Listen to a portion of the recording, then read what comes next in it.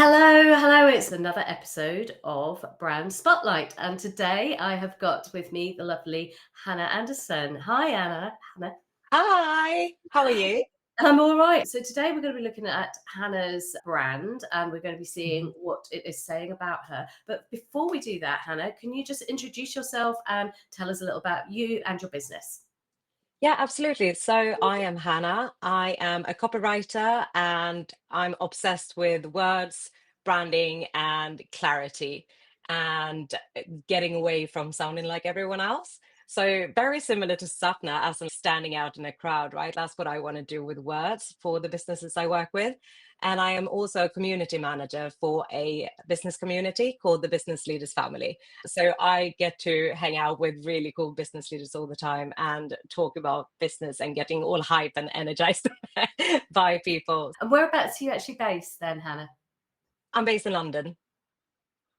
Oh, cool. Okay. Because Yeah. you're actually in, did you say Sweden at the moment? Yes, I am in Sweden at the moment. So I'm Swedish originally. I moved to London Right. 12 years ago.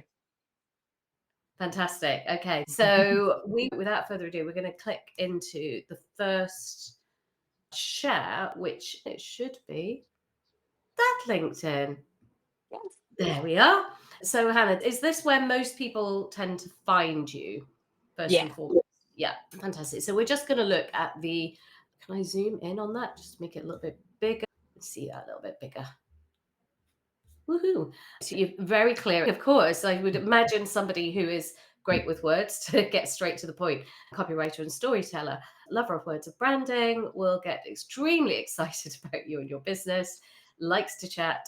So let's. So, firstly, it's really clean, as I would expect with the Swedish eye for design as well, isn't it? Sweden that invented IKEA. Is Yes. it? Yes, all about good design. It looks very clean. It looks very beautiful, minimalist. I love the clarity of what you're saying about yourself. I would actually flip that a little bit. I think it's great that you lead with copywriter and storyteller. You're Mhm. talking a lot about yourself. And it's funny when I'm giving feedback to a copywriter, I feel a bit weird, but I feel it's always stronger to put something about what's in it for your client, what's in it for the reader, Mm. and what they're going to get. So this is telling me how passionate you are, but what is the effect that working with you is going to give me for my Mm. business? So you could use some of those same phrases, but flip it around from the client perspective. That's the only thing that I would say on that. Amazing. Yeah. So I think that's really clear though. And the let's meet, I would guess goes through to your Yeah. calendar. And is that branded? No. No! I don't know Oh. which version of Calendly you're on, but on my version, you can actually put like a little picture of your face or a logo or something, just so people realize that they're in the right place. Yeah. I And think I that have a one, picture of me on there, but not more than that. yeah. Yeah. Does it have a picture of you? It doesn't have a picture of you anywhere. Oh, it does not. Yeah, and for someone like me who's like always got like 15 million like windows open, I actually shut some of them down for today so I wouldn't be too embarrassed. It's quite handy to have your branding wherever your brand shows up because then people can automatically, in the second that they see it, they know that it's yours. So it would be nice to continue that branding over there. Yeah. Let's look at the next thing which you sent me, which was your Instagram. Yes. Instagram. So again, I'm just going to zoom in a little bit so we can see that. So great that you've got the consistency of your photo. By the way, I didn't actually talk about the photo. The photo is great. You're smiling, welcoming. One thing I would say on both of these actually is to make your Mhm. face a little bit bigger. We don't need to see the laptop to know that you're a writer. So we're there anyway. But if you think about the size that people are scrolling on phones and how tiny your face goes there, it's even tinier if your face is only taking up like a tenth of the circle. Yeah. Yeah, so that's just one thing I would Great say. point. Yeah. In terms of the colors, by the way, and I didn't talk about the type and the colors, you've got a really nice, unique kind of typeface there. It's quirky Mhm. and fun. And I love the fact that you've used orange. It picks up on your hair color as well. I don't know if that was Yeah. intentional, but that makes it feel all tonal and very much you. And I like the softness of the colors. They feel very natural and very warm and very Mm. welcoming. So I don't know what you were trying to achieve with those colors and shapes. Yeah, definitely that. A bit earthy. That goes along with how I would like dress as well when I go out. I wear a lot of black, and that is because I'm a redhead. So Right. it like complements, like I don't usually have to wear super strong colors, but I did not want it to be like super black and white. So I was Yeah. like, okay, what are my colors? And brought them in. Yeah, yeah. It's quite nice actually. If you do pull some of that, the green always looks great with red hair as well. Even if you get some brand shoot done, and maybe even when you're networking, wear some of the color. One of the things that I got told when I worked with a stylist, and she said black is a color to hide in. One of those things that doesn't help you get visible. Yeah. So just think about that as well. It's a very nice jacket, but maybe a green underneath when you're networking or something like that. And maybe for your brand shoots, bring color in. We'll go to the Instagram now. Okay. Number one, I see immediately that you are carrying your branding through, which is a big tick. There's lots of photos of you looking friendly so people can get to know who you are. I like that as well. It feels like a welcoming kind of feed. One thing that I would suggest maybe for a bit of variety, because a lot of these are all the same colorways, not necessarily about using new colors, but it's about using the same colors in a different way. So Yeah. you may look at maybe doing some of these in the dark green Mhm. with and swapping these into like white or cream circles. Do you see what I mean? Yeah, Actually, definitely. or orange, and then alternating these a little bit. So it just livens it up a little bit because it's quite flat, Yeah, all I being, totally agree with that. Yeah. and also it can feel a little bit samey. So actually just mix it up a little bit. You've got Mhm. those three colors. You can actually change them up and put some with an orange background, some with a green background, and then use the other colors on top. One thing I would say is don't use orange copy on a green background or Yeah. green copy on an orange background because it's not very legible. Yeah. Contrast won't be high enough. So I would use the cream copy for anything that you actually want to get red. And But it's a great point because I've used like the green background on the last picture of a slide or a carousel. But what you're saying is like mixing it up on the first picture, basically. And right. it's a great point because Ah, that like that. And then I could just vary that because you won't see that in the feed. So that's a great point.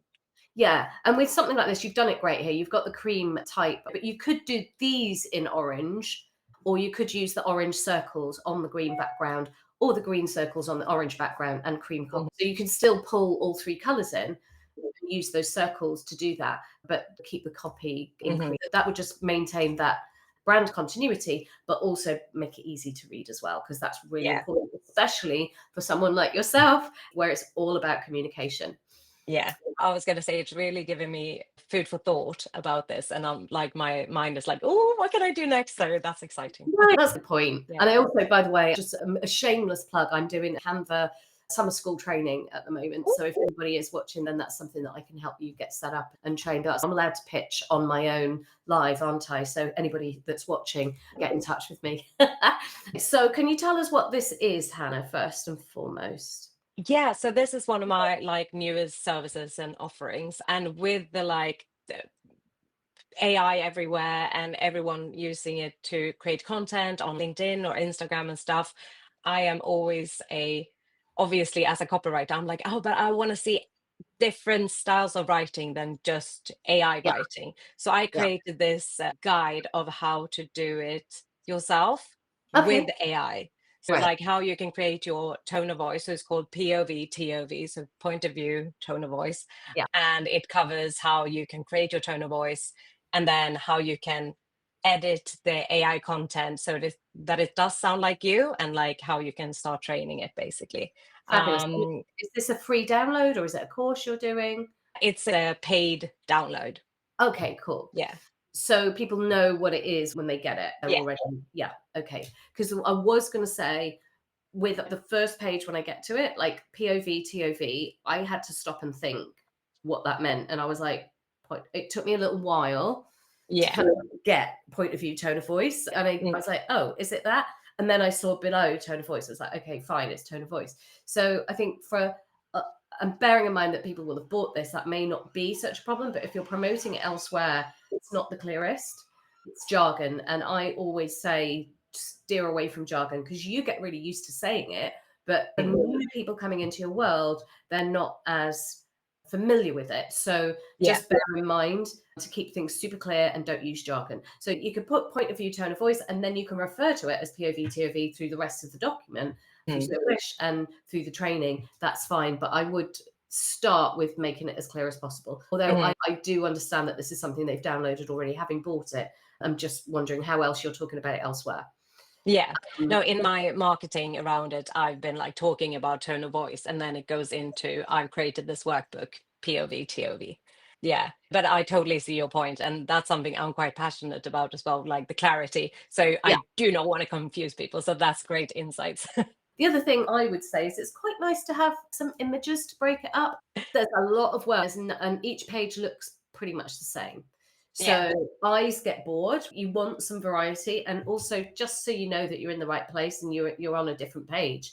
Like Mm. I don't see the difference in layout really between the pages, so it's quite Yeah. easy for the reader to get lost as Yeah. where am I at the moment. So it'd be quite nice to have some images of you when I open it up, like maybe an image of you there. I don't know if you've got other images of you apart from the one that you've got. Yeah. Have you I had a do. Yeah. brand shoot?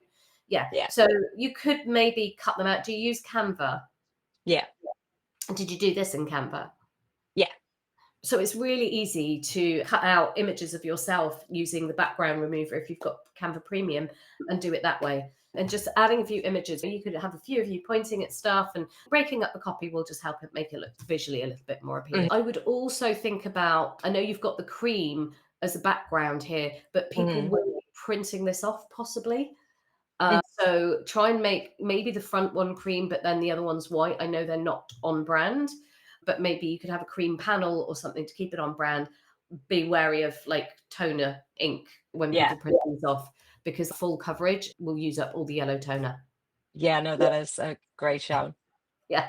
All right then. That's all we've got and we've gone over. So I'm going to stop sharing and bring us back.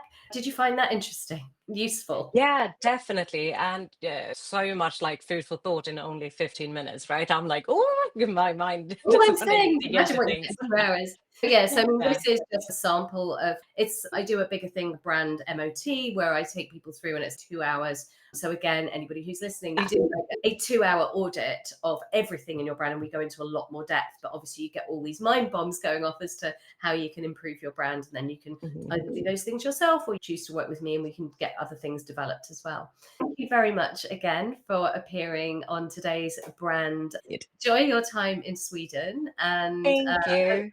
Thank you so much for having me on. It's been really fun. all right, then take care. Bye for now. Cheers. Bye.